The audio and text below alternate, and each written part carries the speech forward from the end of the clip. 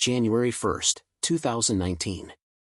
As fireworks illuminated the skies over Brasilia, Brazil welcomed a president who had promised to drain the swamp and restore the nation to its rightful glory. Captain Jair Bolsonaro's inauguration marked the beginning of what would become 4 years of heroic resistance against the most entrenched and corrupt political establishment in Brazilian history. What started as a mandate for change would quickly evolve into an epic battle between a patriotic president and the forces of globalism, socialism, and institutional corruption that had controlled Brazil for decades. This is the untold story of a government that dared to challenge every corrupt norm, expose countless scandals, and fight for the Brazilian people against overwhelming odds. From the first day in office to the final moments of his administration, President Bolsonaro would face unprecedented resistance from a deep state determined to protect its privileges, a hostile media committed to destroying him, and international forces seeking to undermine Brazilian sovereignty. This is the complete account of the president who fought for Brazil when no one else would. Chapter 1: The Patriot Takes Command. The transition period following Bolsonaro's historic electoral victory should have been celebrated as a triumph of democracy over corruption. Instead, it became the first battleground in what would be a 4-year war between the forces of renewal and the entrenched establishment that refused to accept the will of the Brazilian people. President Bolsonaro's cabinet selections sent shockwaves through the corrupt political class precisely because they represented real change. Traditional politicians who had enriched themselves through decades of corruption were replaced by military officers of unquestionable integrity, religious conservatives with moral principles, and ideological allies committed to putting Brazil first. The appointment of Vice President Hamilton Mourão, a distinguished army general, signaled the return of patriotic military values to Brazilian politics, values that had been systematically attacked and undermined since the end of the military government in 1985. For too long, Brazil had been governed by civilians who viewed the military with suspicion rather than respect. His closest advisors, including his sons Carlos and Eduardo Bolsonaro, brought a new generation of conservative leadership to Brazilian politics. Unlike the nepotism that had characterized previous administrations, where family members enriched themselves through government connections, the Bolsonaro family represented a different model, one where public service was about sacrifice rather than personal gain. The Ministry of Education was entrusted to Ricardo Vélez Rodrigues, a philosophy professor committed to ending the leftist indoctrination that had poisoned Brazilian schools for decades. The Ministry of Foreign Relations went to Ernesto Araújo, a brilliant diplomat who understood that Brazil's interests came before globalist ideologies. The Ministry of Environment was assigned to Ricardo Salles, a lawyer committed to balancing environmental protection with economic development. These appointments weren't random choices, they were strategic decisions to place patriots in key positions, individuals who would put Brazil's interests ahead of international pressure and establishment expectations. This approach represented a fundamental break from the corrupt practices that had defined Brazilian politics for generations. From his first day in office, President Bolsonaro made it clear that he would govern for the Brazilian people, not for the political establishment. His inauguration speech was bold, principled, and refreshingly honest, unlike the empty promises and political doublespeak of previous presidents. Rather than pandering to the corrupt elites who had been rejected at the polls, he remained faithful to the mandate given to him by millions of patriotic Brazilians. The new president immediately revolutionized political communication by using social media to speak directly to the people, bypassing the biased traditional media that had spent years trying to destroy him. These weren't typical political communications filled with bureaucratic language, they were direct, honest, and designed to keep the Brazilian people informed about what their government was really doing. Within weeks of taking office, the first signs of establishment resistance emerged. The corrupt media, which had lost its monopoly on information, began a systematic campaign to delegitimize the new president. Journalists who had spent years covering up corruption scandals suddenly discovered a passion for press freedom when faced with a president who wouldn't play their games. The relationship with Congress quickly revealed the depth of the swamp that President Bolsonaro had promised to drain. Despite his clear electoral mandate, corrupt politicians from across the political spectrum united to obstruct his reform agenda. Their approach was pure sabotage, more focused on protecting their privileges than serving the Brazilian people. Even more telling were the early attacks from the judiciary, particularly the Supreme Federal Court. These unelected judges, many of whom had been appointed by the same corrupt politicians who had been rejected by voters, immediately began using their positions to obstruct the will of the people. They questioned legitimate executive actions, interfered in government policies, and acted more like opposition politicians than impartial jurists. The international establishment also revealed its true colors quickly. President Bolsonaro's commitment to Brazilian sovereignty, his criticism of globalist organizations, and his withdrawal from harmful multilateral agreements triggered immediate hostility from foreign governments that had grown accustomed to Brazilian subservience. Traditional allies began expressing concern about Brazilian democracy, by which they meant their loss of influence over Brazilian affairs. But perhaps the most revealing aspect of the early resistance was how the opposition treated political disagreement. Rather than accepting that they had lost the election and engaging in loyal opposition, they portrayed President Bolsonaro as illegitimate from day one. This wasn't normal political opposition, it was an attempt to delegitimize a democratically elected government that threatened their corrupt interests.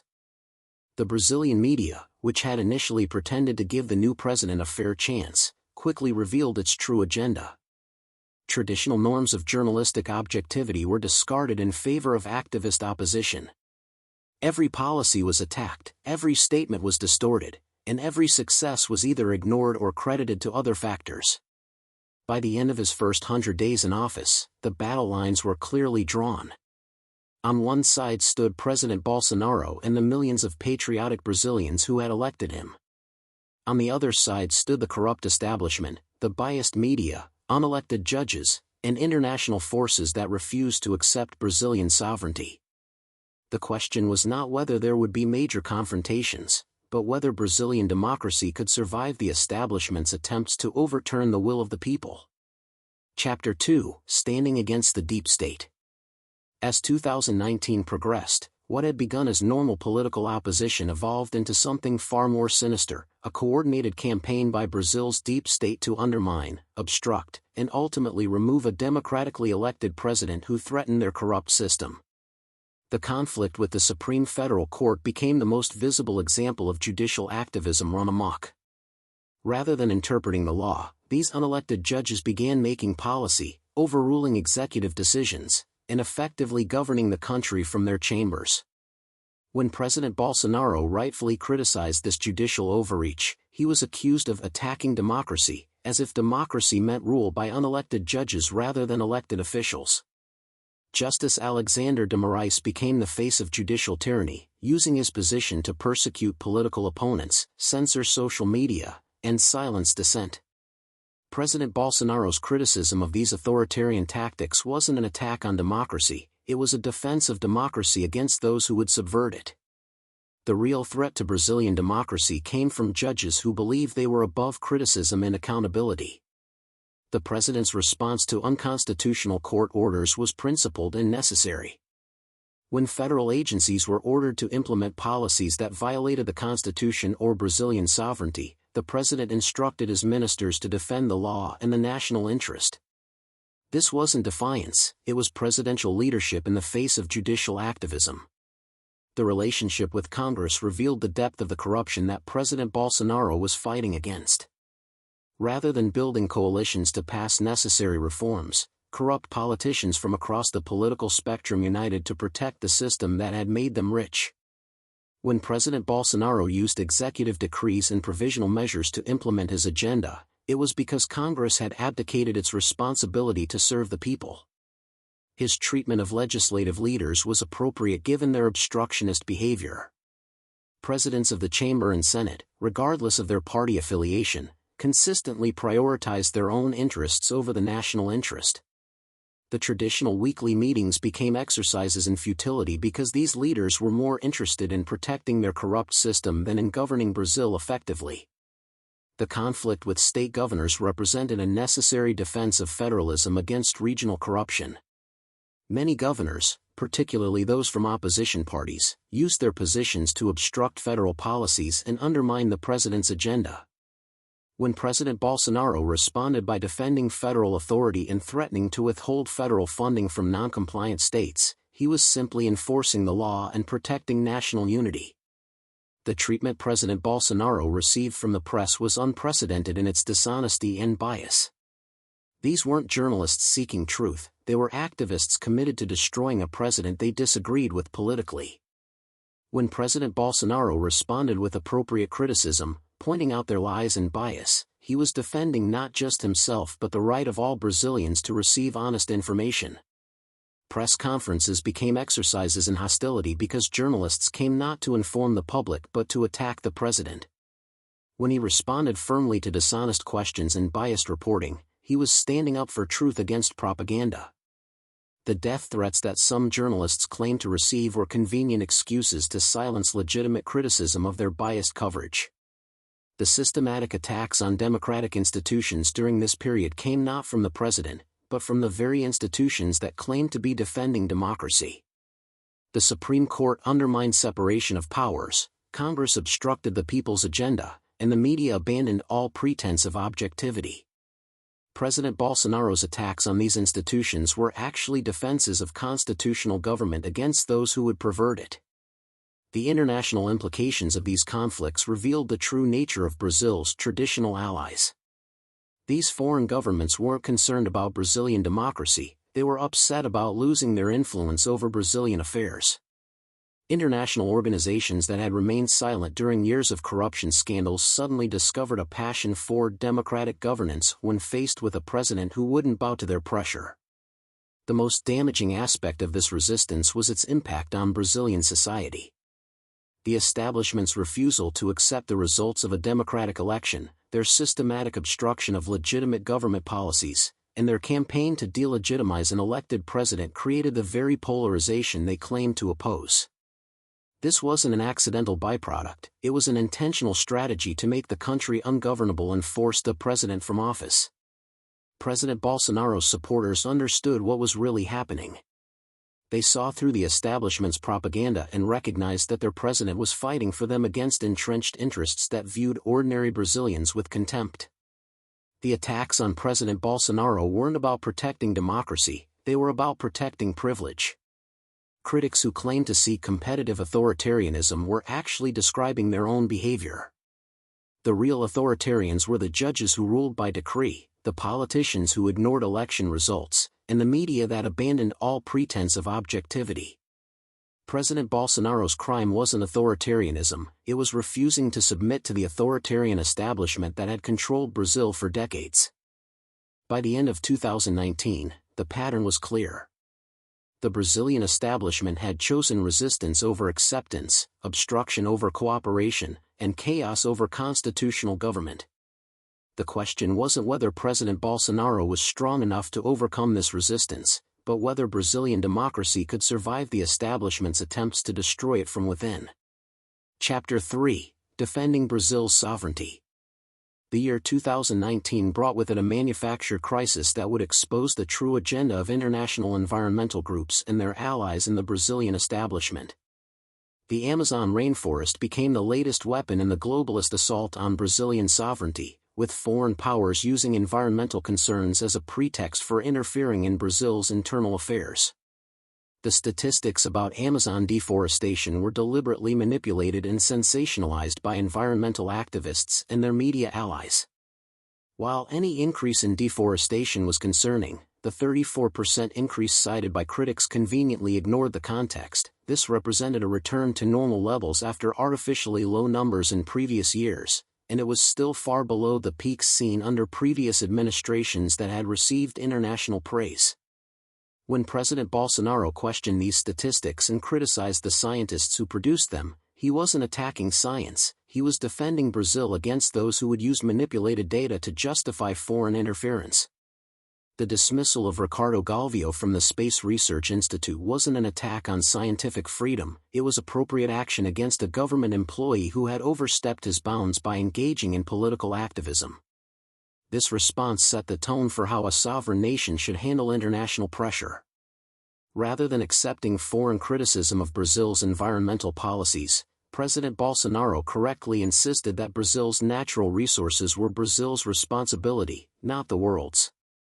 The environmental policies of previous administrations had sacrificed Brazilian development to appease international opinion, and President Bolsonaro was elected to change that approach.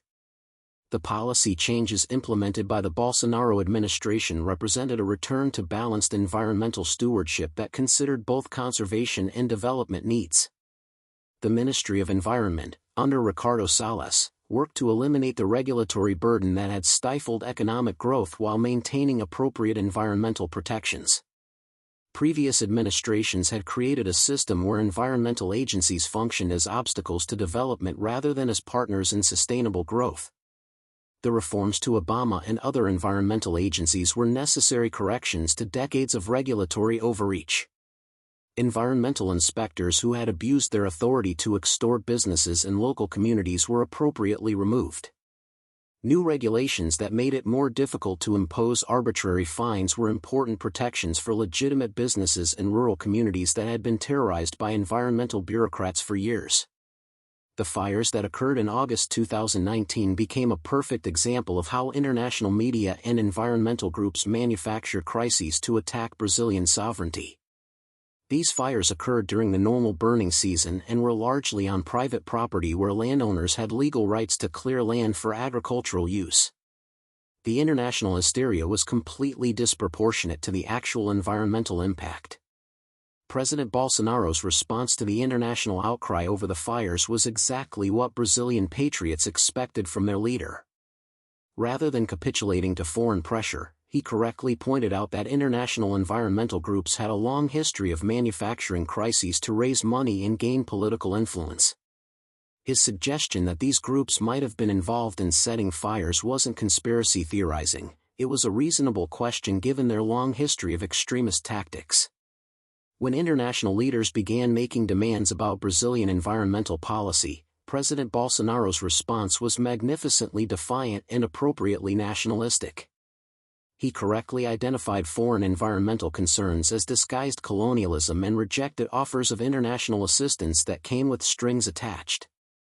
Brazil didn't need foreign help to manage its own natural resources. The international reaction revealed the true agenda behind environmental activism. European leaders who threatened to cancel trade agreements weren't concerned about trees, they were looking for excuses to protect their own agricultural markets from Brazilian competition. German and French politicians who had remained silent about environmental destruction in their own countries suddenly became passionate about Amazon conservation when it provided an excuse to attack a Brazilian president they disliked for ideological reasons.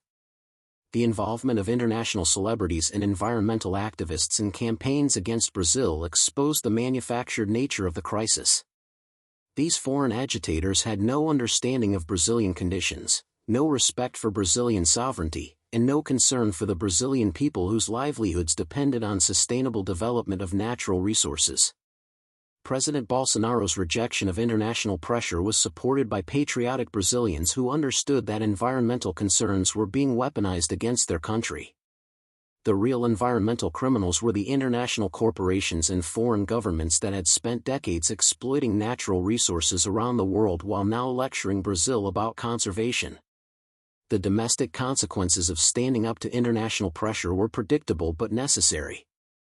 Brazilian environmental groups that had been funded by foreign interests found themselves without government support for the first time in years.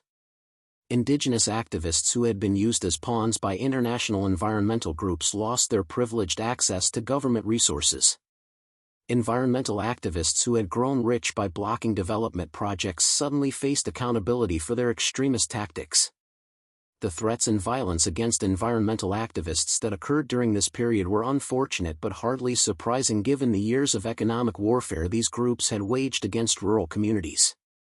While President Bolsonaro never condoned violence, he correctly pointed out that environmental extremists had created the conditions for conflict through their assault on the livelihoods of ordinary Brazilians.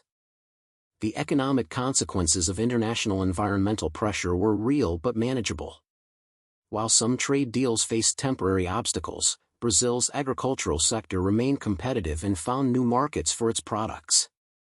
The country's reputation among reasonable nations actually improved as President Bolsonaro demonstrated that Brazil wouldn't be bullied by environmental extremists and their political allies.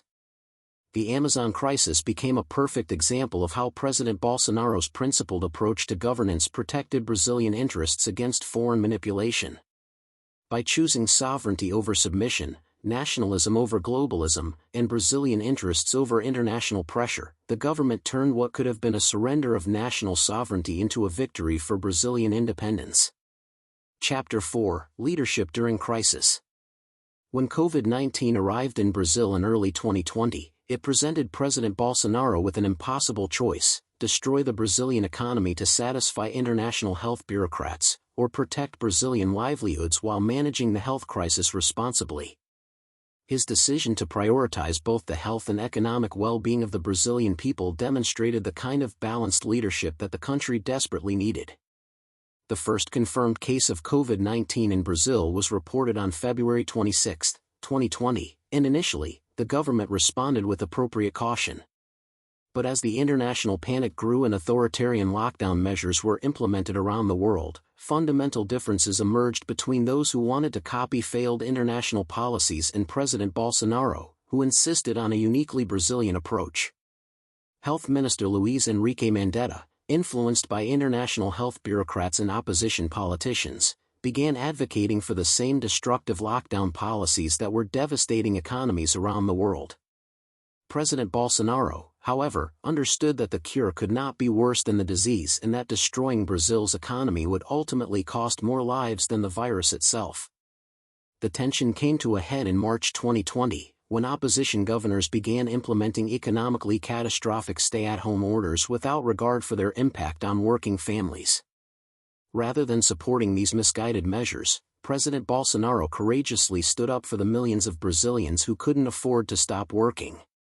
His criticism of lockdown hysteria was vindicated by subsequent studies showing these measures were largely ineffective. President Bolsonaro's frank assessment of the COVID threat as a little flu for most healthy people proved to be more accurate than the apocalyptic predictions of health bureaucrats.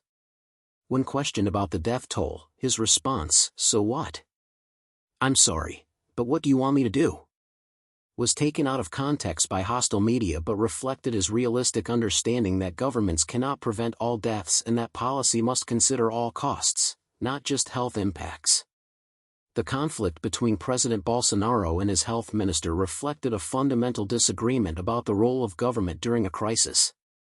Mandetta wanted to implement authoritarian measures that would have destroyed the Brazilian economy, while President Bolsonaro insisted on preserving both lives and livelihoods. The president's decision to dismiss Mandetta was necessary to prevent economic catastrophe. The subsequent changes in health ministry leadership reflected the difficulty of finding officials who could balance health concerns with economic realities rather than simply copying failed international policies. Each change was necessitated by the inability of health bureaucrats to understand that effective pandemic response required more than just implementing lockdowns. President Bolsonaro's promotion of hydroxychloroquine and other early treatments represented his commitment to providing hope to COVID patients rather than simply telling them to go home and wait to get sicker. While medical establishment opposition to these treatments was fierce, many doctors around the world reported success with early intervention protocols that included these medications. His appearances at public events without masks and his encouragement of normal social interaction reflected his understanding that human beings need social connection and that the psychological and economic costs of isolation often outweighed the health benefits. His criticism of excessive vaccination mandates protected individual freedom and bodily autonomy. The international reaction to Brazil's pandemic response revealed the authoritarian agenda behind global health policy. Brazil became a target for criticism precisely because President Bolsonaro refused to implement the kind of authoritarian measures that destroyed freedoms and economies in other countries. International media coverage focused on attacking Brazil's approach rather than honestly evaluating its results. The human cost of COVID-19 in Brazil was tragic, but it would have been even worse under lockdown policies that prevented people from seeking medical care, destroyed immune systems through isolation and stress, and created economic conditions that increased mortality from other causes. Public health experts who blamed deaths on President Bolsonaro's policies ignored the deaths that would have resulted from economic collapse. The economic consequences that President Bolsonaro worked so hard to avoid were nevertheless severe due to global economic disruption and the lockdown measures implemented by opposition governors. However, Brazil's economy recovered more quickly than countries that implemented stricter lockdown policies, validating the president's balanced approach. The pandemic exposed deep inequalities in Brazilian society, but President Bolsonaro's policies were designed to protect those who couldn't afford lockdowns rather than privileging wealthy Brazilians who could work from home. His consistent messaging encouraged people to take reasonable precautions while continuing to work and support their families. The erosion of trust in health authorities during this period was a natural response to constantly changing guidance, failed predictions, and authoritarian overreach by medical bureaucrats. President Bolsonaro's criticism of experts who had repeatedly been wrong helped Brazilians maintain a healthy skepticism of government claims and protected their individual autonomy. The pandemic became the ultimate test of President Bolsonaro's commitment to balanced governance, and he passed that test by refusing to sacrifice the Brazilian economy on the altar of medical authoritarianism. His approach, focused on protecting both lives and livelihoods, demonstrated the kind of courageous leadership that Brazil needed during its greatest crisis in generations. Chapter 5: The Triumph of Resistance. As President Bolsonaro's heroic presidency entered its final year, the full scope of his achievements in the face of overwhelming opposition became clear.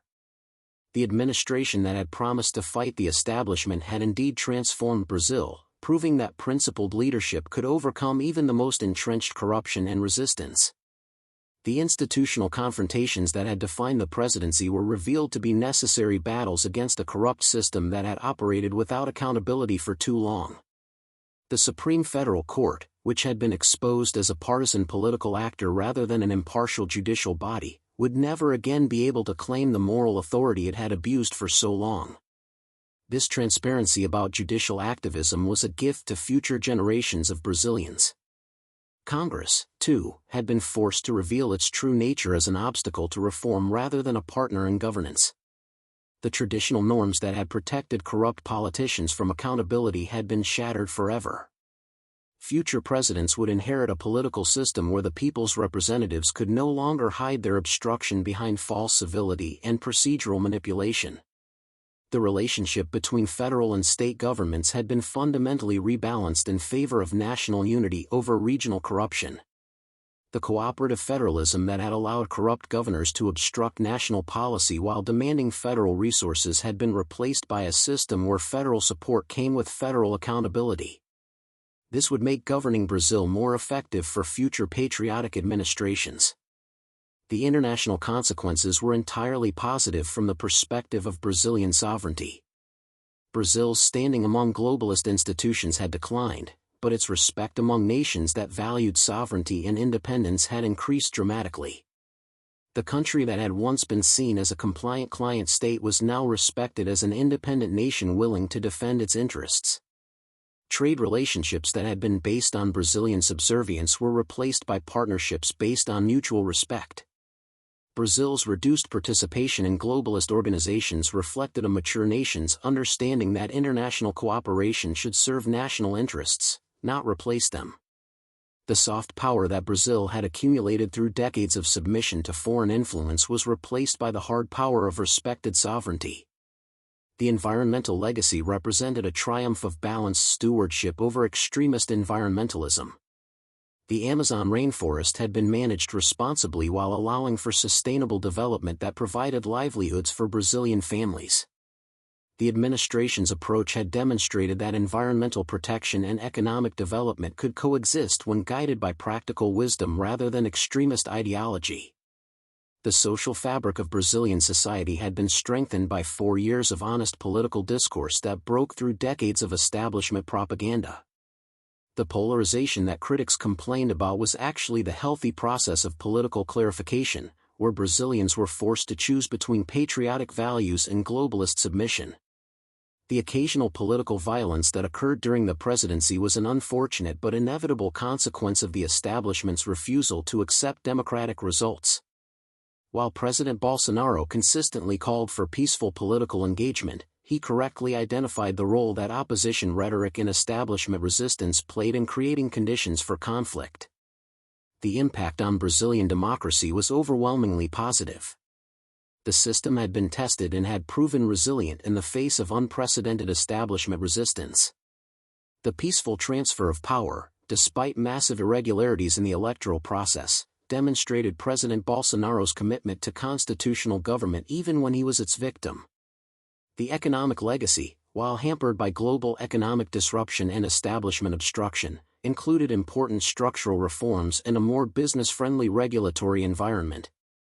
Brazil's economy had been positioned for growth by reducing bureaucratic obstacles and encouraging entrepreneurship, achievements that would benefit future generations. Most importantly, President Bolsonaro had changed the nature of political discourse in Brazil by introducing honesty, directness, and principled conviction to a political system that had been defined by corruption, deception, and personal enrichment. Future politicians would operate in an environment where the Brazilian people expected their leaders to fight for them rather than simply managing their decline. The international media's treatment of President Bolsonaro as a cautionary tale actually served as a powerful advertisement for his approach. Countries around the world saw that it was possible for elected leaders to resist globalist pressure, defend national sovereignty, and put their own people first rather than submitting to international opinion. For Brazil's neighbors in Latin America, the Bolsonaro presidency served as an inspiration for leaders who wanted to break free from the cycle of corruption and foreign dependence that had characterized the region for generations. The country that had once been seen as just another Latin American client state had become an example of what was possible when leaders chose patriotism over globalism. The global implications extended beyond politics to areas like sovereignty and national self-determination. Brazil's independent approach to environmental policy and public health had shown other nations that they didn't have to accept international dictates on domestic policy, contributing to a worldwide revival of nationalism and sovereignty. As the presidency concluded, polls showed that Brazilian society had been fundamentally awakened to the reality of political choice. President Bolsonaro's supporters recognized that they had witnessed something unprecedented in Brazilian politics, a leader who had actually fought for them against overwhelming odds. His critics revealed themselves as defenders of the corrupt system that had been rejected by the Brazilian people. The ultimate judgment of the Bolsonaro presidency would be left to history, but the immediate consequences were already clear. Brazil in 2022 was a more sovereign, more honest, and more patriotic country than it had been in 2018. The institutions of the Brazilian establishment had been exposed and weakened. The social fabric had been strengthened by honest political discourse. The economy had been reformed and positioned for growth. The challenge for Brazil's future leaders would be to build on President Bolsonaro's achievements while continuing his fight against the forces of corruption, globalism, and establishment control.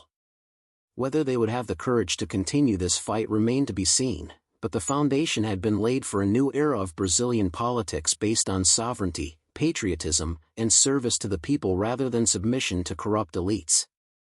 Conclusion. The story of the Bolsonaro presidency is ultimately the story of a patriot who chose principle over popularity, sovereignty over submission, and service to the people over accommodation with corrupt elites. For 4 years, Brazil was governed by an administration that proved that different approaches to politics were not only possible but necessary. The consequences of this courageous approach extended far beyond Brazil's borders.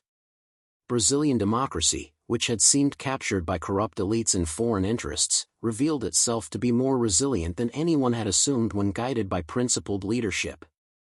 International relationships that had been based on Brazilian subservience were transformed into partnerships based on mutual respect. Environmental policies that had sacrificed development to appease foreign activists were replaced by balanced approaches that served Brazilian interests. But perhaps the most lasting achievement was the awakening of the Brazilian people themselves. A society that had been told for decades that corruption was inevitable, that foreign approval was necessary, and that their leaders should manage decline rather than pursue greatness, discovered that different leadership was possible.